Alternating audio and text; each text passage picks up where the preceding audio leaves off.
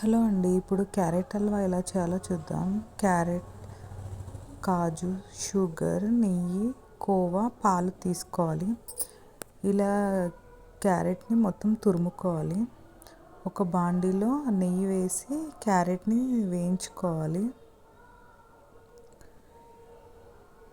ఇలా ఫ్రై చేస్తూ ఉండాలి.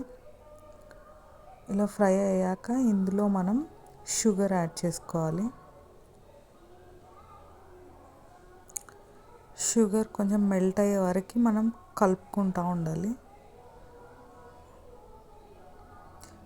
ఇలా కలుపుకున్న షుగర్ మెల్ట్ అయిన తర్వాత ఇలా అవుతుంది. దీంట్లో కాజు యాడ్ చేసుకొని మిక్స్ చేసుకోవాలి.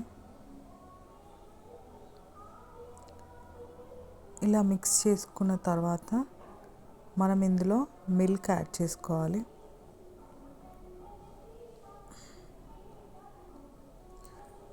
పాలు పోసుకొని ఇప్పుడు కలుపుకొని ఇది దగ్గర పడే వరకు కలుపుకోవాలి.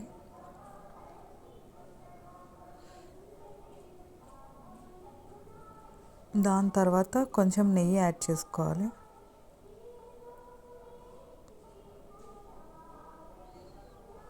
ఇది ఇలా దగ్గరికి రానివ్వాలి. దాని తర్వాత ఇందులో కోవా యాడ్ చేయాలి. కోవా యాడ్ చేస్తే మీకు టేస్ట్ ఇంకా బాగా వస్తుందన్నమాట. ఇలా కోవా యాడ్ చేసిన తర్వాత మిక్స్ చేసుకొని ఇలా దగ్గరికి రానివ్వాలి.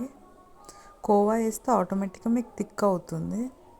దీంట్లో ఇప్పుడు వేయించుకున్న జీడిపప్పు, బాదం ఇవన్నీ వేసుకుంటే అంతే అండి, క్యారెట్ హల్వా చాలా బాగుంటుంది.